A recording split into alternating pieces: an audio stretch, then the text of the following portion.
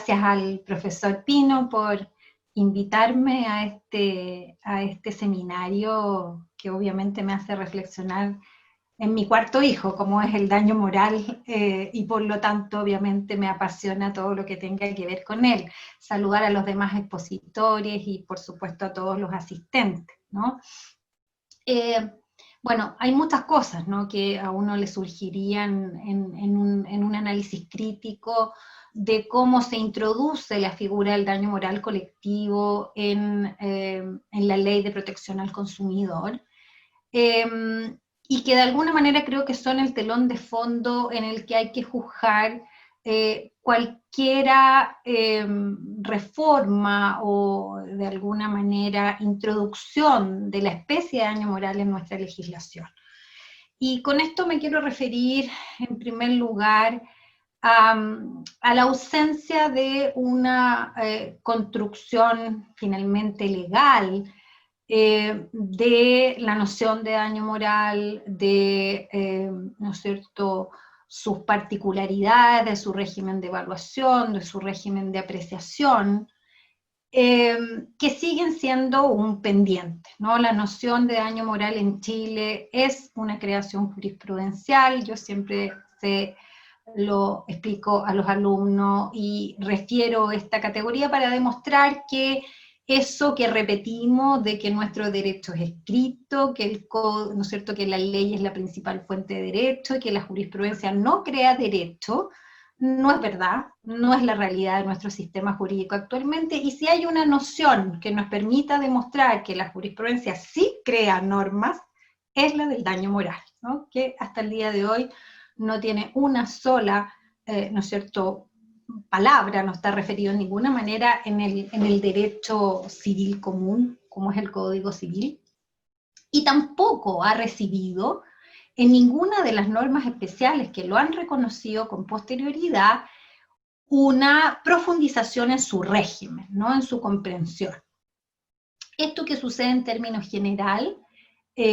digamos, se mantiene en esta última reforma, aunque como vamos a ver, la reforma quiso hacerse al introducir esta noción o admitir el daño moral con ocasión de las acciones colectivas, quiso hacerse cargo y de alguna manera quiso disciplinar un régimen,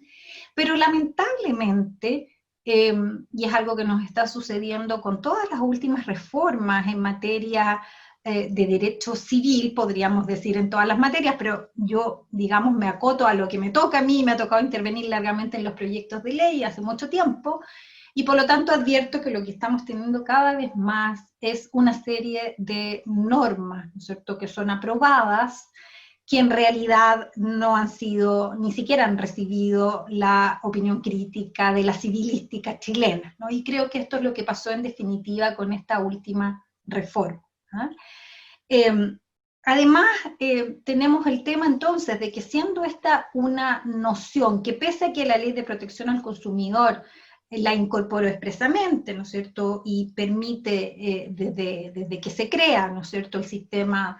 finalmente de consumo en nuestro derecho, reconoce el derecho a la reparación por daño moral, no agregó nada más que simplemente recoger la noción en el texto, ¿no?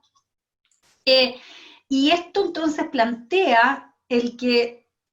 claramente cómo va a evolucionar la interpretación de esta, ¿no es cierto?, reforma que introduce el daño moral colectivo, está abierta o de alguna manera es tan difícil de poder prever cuál puede ser la comprensión o si de alguna manera los límites o las restricciones o de alguna manera las precisiones que se quisieron introducir, que tampoco lo hicieron de manera perfecta, van a generar algún cambio. Esto además hay que juzgarlo en el contexto de cómo ha sido en definitiva recepcionada la reparación del daño moral en materia concreta de consumo, ¿no? Cómo en definitiva los tribunales la han ido aplicando y han ido de alguna manera entendiendo la procedencia del daño moral en esta sede, y que en realidad si uno revisa la jurisprudencia, observa que se inscribe probablemente en la comprensión quizás más liberal, en la comprensión quizás menos disciplinada o menos tendiente a construir un régimen disciplinado de reparación, ¿no? Si uno revisa la jurisprudencia actual, no logra de alguna manera deducir ni siquiera una noción clara, no logra deducir cuáles son los límites o cuáles son las condiciones que en definitiva hacen procedente, si en definitiva en realidad cómo se está entendiendo el daño moral y si en realidad se logra diferenciar el daño moral derivado del incumplimiento contractual de la mera molestia, de la mera perturbación, de la mera, ¿no es cierto?, desagrado que le produce al acreedor, en definitiva, no ver satisfecho el fin que perseguía a través de la celebración del contrato. No logramos ver si de alguna manera se distingue el daño moral o de alguna manera se le entiende como una procedencia excepcional dentro del ámbito contractual, ¿no? Entonces, creo que primero esto es importante porque uno puede intentar, y creo que va a ser el trabajo obviamente nuestro de la doctrina, intentar que esta reforma evolucione en términos de hacerla un poco más restrictiva de esta inmensa liberalidad con que se le comprende, pero tengo mi prevención o de alguna manera tengo el temor de que eso en definitiva tampoco sea posible, porque obviamente aquí se requiere como una formación, una comprensión en realidad de la noción de daño moral que todavía no está firme en ningún ámbito jurisprudencial, pero desde luego tampoco en el ámbito del consumo. En particular, además, existe aquí, y yo creo que ese es un debate que podríamos tener, pero debate respecto al cual hay que adoptar una posición, y un sistema no puede tener, digamos, tres posiciones respecto de la naturaleza del daño moral. O nosotros entendemos que el daño moral es pena privada, o entendemos que el daño moral es resarcitoria, o por último entendemos que tiene naturaleza mixta, como algunos han defendido, ¿no? Que sería pena privada para el responsable y que sería, ¿no es cierto?, resarcitoria para la víctima. Pero definitivamente un sistema se tiene que casar con alguna de estas comprensiones que todas tienen argumentos a favor y en contra. Yo en particular obviamente entiendo el daño moral dentro de una función resarcitoria y creo que ahí debemos mantenerla por efecto del principio de reparación integral del daño, que considero que tiene que ser siempre el principio cardinal de la reparación. Eso no significa no poder abrir las puertas a la función punitiva, pero la función punitiva, para que realmente no se transforme de alguna manera, o no tengamos el resultado que se ha producido en el common law, por ejemplo, requiere una, digamos, construcción de esa función punitiva, ¿no es cierto?, ordenada, sistemática, con límites, con condiciones, con requisitos, ¿no? Entonces, no es que diga de entrada no cabe, pero lo que no me parece correcto es utilizar, o de alguna manera usar, ¿no es cierto?, la partida del daño moral para esconder esa función punitiva sin que esa función punitiva esté disciplinada, esté sistematizada, esté declarada y se establezcan los límites que debe tener la función punitiva, so pena obviamente de sobrepasar incluso la pena penal, ¿no? Ahora, si nosotros nos vamos en concreto a la reforma, volvemos a encontrar quizás, yo intervine en la tramitación en la Cámara de Diputados y debo confesar que descubrí muy tardíamente que esto estaba y había seguido avanzando y que estaba aprobado, y pensé que se habían aclarado de alguna manera con distintas intervenciones que hubo en la Cámara,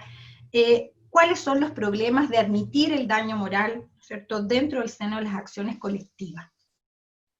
Y al revisarlo uno ve que hubo esfuerzos, pero por otra parte que esos esfuerzos no fueron perfectos, y por lo tanto al final, queriendo avanzar, realmente no termina avanzando lo suficiente, ¿no?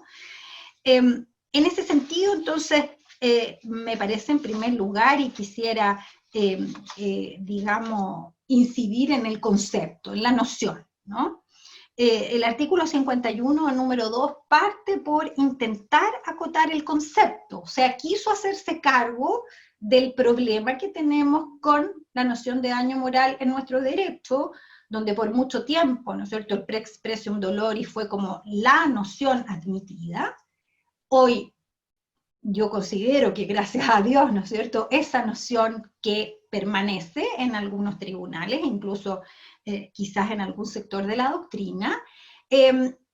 convive cada vez más con una concepción que en realidad entiende o identifica el daño moral con la vulneración de derechos o intereses extrapatrimoniales y no con esta idea de dolor o sufrimiento o impacto psíquico, ¿no?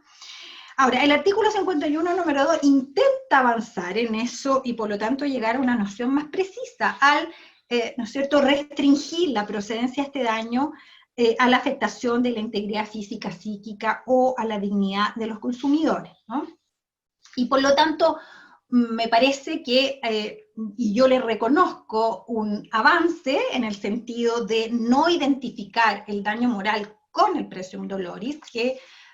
por distintas razones considero que es una noción restrictiva. El presum doloris es una de las formas de afectación extrapatrimonial de la persona, pero no es un bolsillo de payaso que esconde o de alguna manera permite o de alguna manera impide entender las distintas formas de afectación que puede tener una persona, ¿no? De orden extrapatrimonial. Entonces, en ese sentido avanza, ¿no? Lo vincula a la vulneración de derechos de la personalidad, como son la integridad física y psíquica, obviamente desde la nomenclatura del derecho privado, ¿no? Y en ese sentido también avanza, y me parece correcto, porque si hay algo que nosotros no hemos logrado entender en el derecho chileno y que los abogados chilenos no logran entender, es que finalmente el daño moral es per se la forma más propia de tutela de los derechos de la personalidad y que obviamente siendo estos derechos extrapatrimoniales su vulneración desde luego, en primer lugar, abre las puertas a la pregunta de la reparación del daño moral. Y dado que todavía tenemos esta concepción, tienen muchos abogados y profesores de derecho, esta concepción vinculada al dolor o sufrimiento, es que en definitiva nosotros no tenemos un desarrollo extenso de la responsabilidad civil y del daño moral como forma de tutela de honor, imagen, intimidad, nombre, ¿no es cierto?, donde estamos lejos, muy lejos de lo que sucede en otros sistemas jurídicos, ¿no? Y esto tiene que ver con esta comprensión, ¿no es cierto?, incorrecta de la noción. Y por lo tanto, en ese sentido, avanza pareciera entonces circunscribir el daño moral aquí a la vulneración al derecho a la integridad, o, ¿no es cierto?, integridad física y psíquica. Sin embargo, eso se enturbia, ese esfuerzo por, ¿no es cierto?, aclarar la noción con esta incorporación de la referencia a la dignidad de los consumidores a la que se refería el profesor Pino, y que obviamente lo que él hace es lo que va a haber que hacer, que es tratar de llevar esta noción a algo concreto, teniendo presente que la noción de dignidad es, o sea, da lugar a todo. La dignidad permite incluir en ese saco todo. E incluso podríamos volver a incluir el dolor o sufrimiento que causa la afectación a la dignidad, con lo cual toda la restricción que el legislador de alguna manera entiendo que quiso hacer cae, ¿no es cierto?, se va al tacho de la basura, ¿no? Una segunda cuestión es la de la evaluación, también queriendo el legislador hacerse cargo de las críticas que habían sido esgrimidas durante la tramitación en torno a los problemas que experimenta incorporar el daño moral en una acción colectiva, cuando por definición el daño moral es personalísimo, y por tanto lo que debemos lograr es configurar el daño en concreto que se le causa a cada persona, y por lo tanto intentando darle también mayor uniformidad o transparencia, el artículo 51, número 2, ¿no es cierto?, ordena al Servicio Nacional del Consumidor desarrollar un sistema de registro rápido y expedito que le permita acogerse al mecanismo de determinación de los mínimos comunes. y establece, ¿no es cierto?, que el juez puede establecer un monto mínimo común, y por lo tanto parece que este esfuerzo por tratar de establecer un mínimo común, entonces persigue avanzar en transparencia y uniformidad en la reparación del daño moral. Sin embargo, es un logro aparente, en mi opinión, porque la determinación de un mínimo común es incompatible con una correcta comprensión de la naturaleza del daño moral, ¿no? Si el daño moral es personalísimo, es una afectación personalísima, en cuanto es propia, en cuanto está marcada por las propias particulares circunstancias de quien lo padece, entonces no puede ser reconducido a montos genéricos. Es cierto que los tribunales en la práctica, cuando se demandan, ¿no es cierto?, por ejemplo, daño por repercusión o rebote, por la muerte, y demandan 5 hijos, suelen fijar el mismo monto para todos los hijos, pero el que se haga no significa que sea correcto. Eso es precisamente una indebida comprensión de lo que es, en definitiva, la partida del daño moral, porque nunca los 5 hijos tienen exactamente la misma, ¿no es cierto?, repercusión, ¿no? Y habrá que distinguir y habrá que acusar, ¿no es cierto?, en este sentido, identificar exactamente la magnitud. Y sin embargo aquí la ley, ¿no es cierto?, incorpora esto y a la larga, digamos, queriendo de alguna manera avanzar en uniformidad, se aleja de lo que es en definitiva la propia naturaleza del daño moral. Es cierto que la norma persigue responder a esta exigencia de ser, ¿no es cierto?, el daño moral personalísimo, con la diferenciación por grupos o subgrupos de consumidores. Y con eso pareciera apuntar o querer avanzar en la idea de que, ¿no es cierto?, cada proveedor efectúe una propuesta de indemnización del daño moral. Pero aquí no avanzamos mucho en eso porque no se establece ningún parámetro o criterio que el juez haya de seguir para la construcción de esos grupos o subgrupos, y por lo tanto,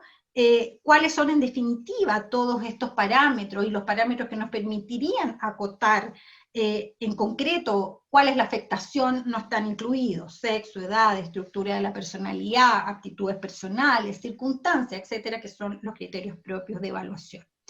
Una sola mitigación introduce la ley a esto al establecer que aquellos consumidores que consideren que su afectación supera dicho monto mínimo podrán perseguir la diferencia en un juicio posterior, que solo, ¿no es cierto?, puede tener por objeto determinar ese monto de forma que no pueda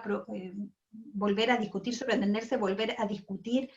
en él su existencia. Y por lo tanto, lo que persigue es permitir de alguna manera o conciliar esta regla con el principio de reparación integral, permitiendo por tanto que quien considere que, ¿no es cierto?, el monto fijado no responde a la magnitud de lo, en definitiva, padecido, pueda obtenerlo. Esto obviamente responde a las críticas que se hicieron durante la tramitación. Sin embargo, nuevamente esta solución no aparece establecida de manera nítida, porque por la redacción no queda claro si se va a exigir acreditación de esa diferencia. Yo entiendo que si uno lee en contexto la regla y la reforma, tendría que entender que, dado que la exigencia de prueba es algo que se introduce en términos generales,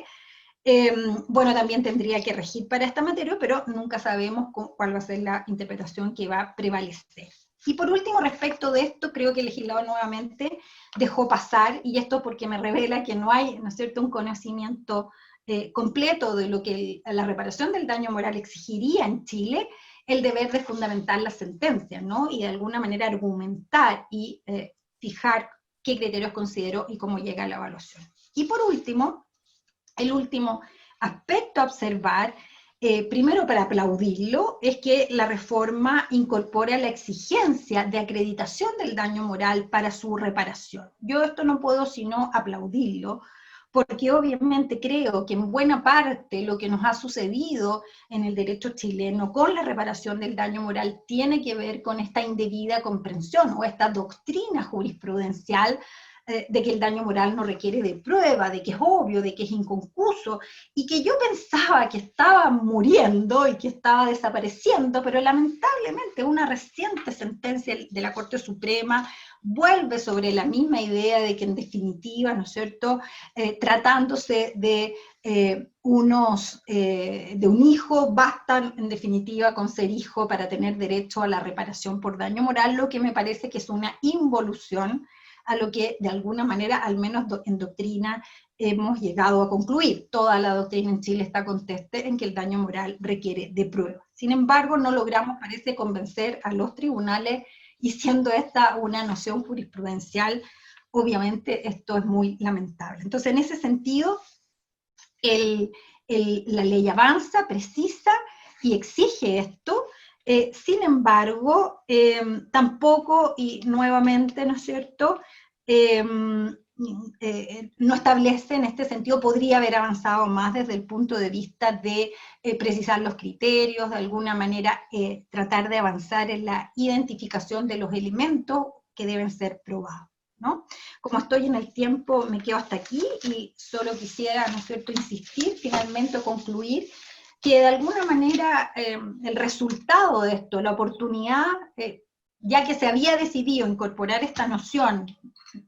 dentro de esta acción, podría haberse hecho, ¿no es cierto?, para poder avanzar, para poder disciplinarla correctamente, y nuevamente, lamentablemente, en ese sentido, se perdió la oportunidad de hacer algo un poquito más completo. Gracias. Muchas gracias, profesora Domínguez, por su excelente ponencia. También le agradecemos a los otros ponentes, y tenemos una pregunta para la profesora Domínguez. La voy a leer. Debido a las dificultades probatorias para determinar el monto del daño moral sufrido por cada consumidor, su variabilidad y su potencial naturaleza punitiva, ¿existiría la posibilidad de que en el marco de un PBC las partes puedan pactar un acuerdo en torno al daño moral sufrido por un grupo de consumidores? Si la respuesta es afirmativa y de no poder abarcar a todos los consumidores afectados con esta indemnización, ¿qué opinión le merece que el remanente de la indemnización se dirija a un fondo común para las asociaciones de consumidores? De Eduardo Rebeca. Ay, no sé, estas son el tipo de preguntas que por lo mismo, como no tenemos, como el régimen es, no sé, como un régimen que no está configurado adecuadamente, ¿qué se puede hacer o se puede dejar de hacer? Directamente yo no me atrevería a anunciar nada, porque en realidad nuevamente creo que leí hace poquito un comentario, creo que era del profesor Monberg, ¿no es cierto?, que leía de alguna manera, mostraban, creo que una de las primeras sentencias, ¿no es cierto?, que se ha dictado, digamos, aceptando el daño moral en este caso, y pareciera al leerla que nuevamente, aunque la ley haya querido construir un cierto régimen, pareciera que van a seguir aplicando la comprensión que tienen del daño moral más allá de lo que la ley disponga, ¿no? Obviamente la posibilidad de llegar a acuerdo siempre está y debiera, ¿no es cierto?, propenderse, y obviamente, ¿no es cierto?, dado que en ese caso, ¿no es cierto?, sería o podría alcanzar, ¿no es cierto?, el valor de equivalente jurisdiccional, ¿no es cierto?, vendría la pregunta de que obviamente si concurrieron al acuerdo tendríamos que entender que ahí queda, ¿no es cierto?, zanjada la determinación. A mí me parece que siempre es bueno propender a las instancias de acuerdo, particularmente por lo que me dicen, ¿cierto?, la dificultad de probar el daño individual, de caracterizar. Por eso es que las acciones colectivas, el procedimiento, ¿no es cierto?, de las acciones colectivas no era la instancia pertinente para incorporar el daño moral, porque no es que antes no se pudiera reparar el daño moral, sino que obviamente tenía que demandarlo de manera individual, ¿eh? Y obviamente para admitirlo y para que proceda en definitiva, ¿no es cierto?, todo el sistema y pongamos todo el andamiaje de la justicia, debiéramos, ¿no es cierto?, debiese avanzarse a que se trate de daños morales, verdaderamente de auténticos daños morales y de auténticos daños derivados del incumplimiento contractual y no meras molestias, ¿no? Y en lo segundo, ¿qué era la segunda parte? Era... Aquí se la repito. Y en el evento que la respuesta fuera afirmativa y no poder abarcar todos los consumidores afectados con esta indemnización, ¿qué opinión le merece que el remanente de la indemnización se dirija a un fondo común para las asociaciones de consumidores? Esa es una pregunta importante que tiene que ver con la naturaleza, ¿no? Porque el permitir que ese remanente fuera a las asociaciones de consumidores obviamente lo desperfila de su naturaleza resarcitoria, ¿no? Si es la naturaleza resarcitoria, en definitiva, la condena pecuniaria solo puede ir a la víctima, ¿no? Porque obviamente eso significa que nosotros solo estamos dando un monto en cuanto existe un daño y ese monto corresponde a la magnitud del daño sufrido. Si nosotros damos otro destino, entonces estamos abriendo a otra función, que podría ser, claramente en ese caso, una función punitiva, ¿cierto? Porque si en el fondo yo igual el monto lo destino a una asociación, quiere decir que en definitiva yo no estoy evaluando o no estoy, digamos, en el fondo fijando la condena pecuniaria como forma de reparación, sino que ahora en función punitiva, ¿no? Y para eso, esa es mi observación inicial. Podríamos discutirlo, pero el tema es que la función punitiva, para que realmente no se transforme o de alguna manera no desperfile o desconfigure todo el sistema, tiene que estar gobernada por principios. Tenemos que saber cuándo procede, cuáles son las condiciones, si hay ciertos límites, y no caer de alguna manera en lo que pasa en el propio Estados Unidos, ¿no? Donde ha sido muy cuestionada la constitucionalidad de estos daños punitivos precisamente porque no tienen un régimen final, ¿no?